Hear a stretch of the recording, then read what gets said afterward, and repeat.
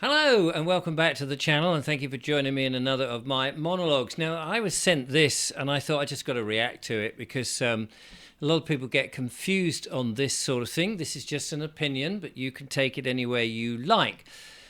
So this is a website that a chap called Matt got in touch with me and said, there's this website, and it's appearing on all the council's website, and it's telling us that we can't use the freedom of the land argument or the Peacekeepers Foundation. Because they're saying that it's we have to pay the council tax. What is the situation, Richard? Well, I'm no real expert, except that let's just have a little examination of it and see what it says. So here we go. Here we are. This is the Cheshire East Council one. This has been happening for some time. The councils have been putting this argument up left, right and centre. And it depends on the jurisdiction that you're in. That's really what it amounts to. So here we are. Freedom of the Land, Peacekeepers Foundation. It says in the UK, liability to pay council tax arises under the provisions of the Local Government Finance Act 1992. This statute has been passed by a democratically elected Parliament of the United Kingdom and has received the assent of the Crown. This, together with subsequent statutory regulation, sets out a local authority's right to demand council tax to fund services within that local authority's area to determine who is liable to pay the tax. The council tax is a tax on domestic properties in England, Scotland and Wales. It is not a direct charge for services provided. That's an interesting thing, isn't it? Council tax is a tax on domestic properties in England, Scotland and Wales. So let's just go on a little bit more. With the revenue that's raised by the council tax, Cheshire East Council funds various essential and other services, including waste collection, recycling, planning and building control, road maintenance, education, administration, libraries, leisure facilities, health and social care, etc. Council and democracy. Interesting word, that, democracy. The amount of council tax collected is paid into a central fund to enable councils to provide services for the benefit of all people living in the council's areas. Perhaps that's the Consolidate Fund, is it? The Freedom of the Land movement and similar groups commonly believe that people are only bound by contracts and laws they have consented to. However, contractual law and alleged rights under common law are subject to statute law as passed by the Crown in Parliament. All subjects of the Crown must comply with legislation passed by Parliament. Payment of council tax is not optional. Nor is it contingent upon either the consent of the council taxpayer or the existence of a contractual relationship with the council. That's very interesting, isn't it? Residents do not have a choice, it says, whether they are liable for council tax, and being a free man does not exempt anyone from paying council tax. So in other words, it's mandatory, and therefore you must be a slave if something is foisted upon you. But is that really the case? The answer, of course, is right at the beginning.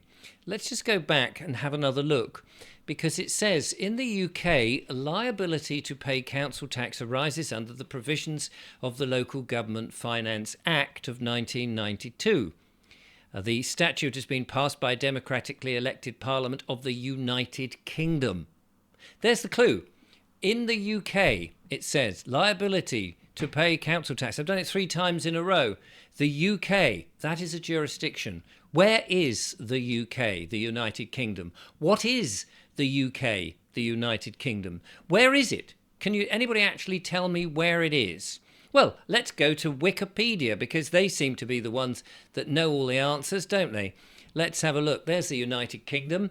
And what have we got? It says the United Kingdom of Great Britain and Northern Ireland, commonly known as United Kingdom, UK, or, it says, or Britain. Although then there's this little thing here, and if we pop that up, it says usage is mixed.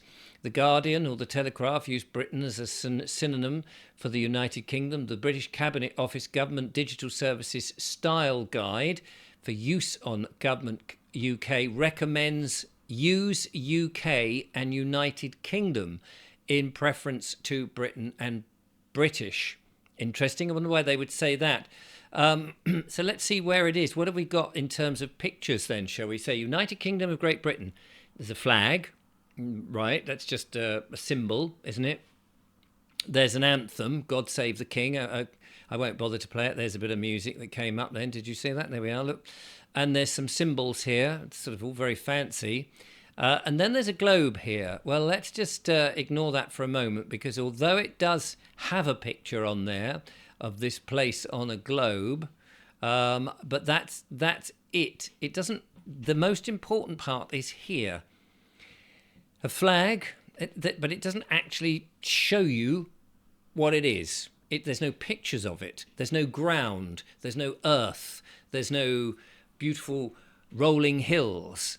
It doesn't seem to be an actual place. There's a depiction on a map down here, but there's symbols, there's a song, there's a flag, but where the hell is it? And if we remember, it said here that it comprises of England, Scotland, Wales, and Northern Ireland. All right, so what's England then? Let's have a look. England is a country that is part of the United Kingdom. And let's have a look and see what that is. It's a flag. England is a flag, according to them. Apparently, there's an anthem with England as well, which is, funnily enough, the same as the United Kingdom. God Save the King. And yet, there's a picture of a map, but no rolling hills, no countryside, no real place that you can actually touch. So let's go to Great Britain and see what that says. And here, finally, we get something which is a bit more interesting. Great Britain is an island in the North Atlantic Ocean of the northwest coast of continental Europe, consisting of countries, blah, blah, blah, blah, blah. But here is an actual picture of an island, and notice this is a satellite picture. So it's an actual picture of a real place, as far as we can tell that real is real. And so there it is. That's a real place, and that is Great Britain, or the landmass we call Britain.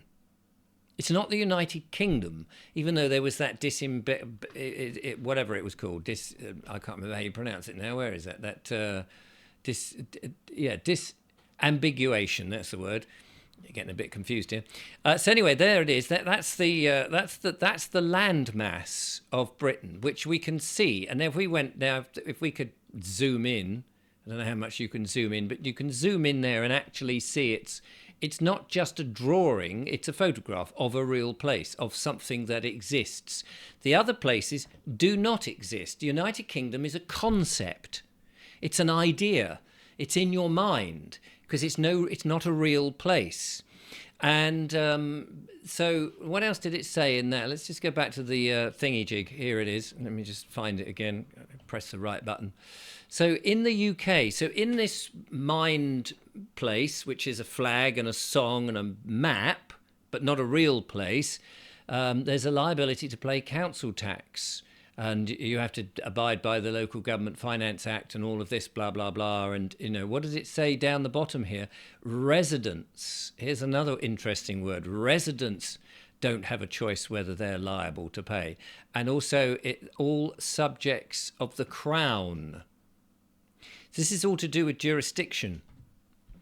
And so they're trying to bluff you and saying that you, as somebody who lives on the earth, if you're a man or a woman, if you are one of something real, then it's trying to bluff you by getting you confused, because the UK, United Kingdom, does not exist. It's just it's a label, it's a concept, it's an idea, it's a suggestion, but it's not real. It's not a real place. Great Britain, or the landmass we call Britain, you can actually take photographs of, because it has been around and we've understood that for thousands of years. People have been coming and in their longboats and coming up. The Normans came up shooting their arrows, and people have fought on the White Cliffs of Dover and all this sort of stuff. The Romans came in, didn't they? And the Britons were there with their blue woad throwing stuff. That's a real place. But the United Kingdom is a fairly recent idea, concept. Now, to be in that jurisdiction, you have to be on the electoral roll. You have to say to the king, yes, I am your subject. Because how does the king get his authority over you. We're all born equal. We all know that. Nobody is born more special. Did the king make the landmass we call Britain? Did he actually manufacture it? Did he nip off to some factory somewhere and say, I'll have a bit of chalk, I'll have a bit of flint here, I'll have some elliptic limestone, I'll have a bit of granite over here, I'll have copious amounts of... Did he? Of course he didn't. He was born just like you and I and found himself on the earth. There's only one real thing, if we can call it that made the earth, and that's the creator. Whatever that is. Some people call it God. Some people call it, well, part of the universe. Some people call it all sorts of different things. But it wasn't man, and it wasn't the king. But interestingly, when the king comes to power and is next in line, one of them snuffs it and the next one comes on, they have something called a coronation, don't they? And at the coronation, this is the point where he starts making oaths to all the people. And he says to the people, I will abide by the customs and the traditions. And who does he make this oath to? Not just the people, but to the Creator, doesn't he? To God, to a higher power. He accepts there's a higher power, and he is given a Bible, the King James Bible, as it so happens. And all this is evidence. You can go and check it out. Go and have a look at the ceremonies. Go and check. That the king, who is pretending to be, almighty, has actually got his power or authority from somewhere else. And so he is saying, well, I'm above all you lot. But is he? Is he? But he's only dealing in the United Kingdom. He's only dealing in this sort of fake thing, because he can't even show me a country. He can't even show me where real people live. He's dealing with legal fictions, made up people by the crown, names with surnames, where a first name and a surname is joined together. And then when you're born, you're told this is you. And you go to school like the kids, and I made a video about this the other day, about the kids going to school so that they get it drummed into their heads that they are this fake name. But look at the birth certificate. Look at it. It says you cannot use this as evidence of identity because it's not you. Of course it's not you. It's a made-up name registered by the Crown. But if you pretend to be that, if you be that name, if that is you say, yeah, that's me, and you sign up to the electoral roll so you can supposedly have some influence on the government, you've now become a citizen. You've now become a resident. You are now one of the commoners that the House of Commons have to look after or talk down to. You're no longer one of the people, the God's people, you might say, the people that are not in this fake world. You are no longer one of the people on the earth, a real place. You've now become a fiction, an ens legis, and you are now part of this system. And so once you're on the electoral roll, then, of course, you have to do and abide by what they say. In the UK, if you are in the UK, in this mythological place, this made-up place that they cannot show you where it is in reality, they can show you a flag, they can show you some music, they can do all this sort of fakery because it's all in the mind. It's not real. In the UK, in the UK, you have to pay the council tax because residents do not have a choice. But if you're not any of this rubbish, if you're not in that system, if you've gone to, say, the Attorney General and told him, I'm not a citizen, I'm not in the UK, I'm not this legal this ens legis, I'm not this legal fiction, I'm not made up, I'm not that name you told me. Actually, I am under God. My Christian name is, whatever your Christian name is, and that's me. I don't have a surname. I'm not part of your system, thanks very much. And I live on the landmass called Britain. I'm not in the UK. That's just in your mind. That's all rubbish. If you're not in there, then none of that applies. It really doesn't. So more about that, interestingly, is in my book, which will be out very soon, Biggleswick, the town that wouldn't comply. Because when the town realised that the council tax that came to them, although it's a fictional story, there's a lot of interesting truths in there. Although the people discover that the council tax is really only aimed at those people in the United Kingdom, this mythological place that does not exist, they start to ask themselves, why have they got to pay it? Why do they have to pay something that doesn't actually exist?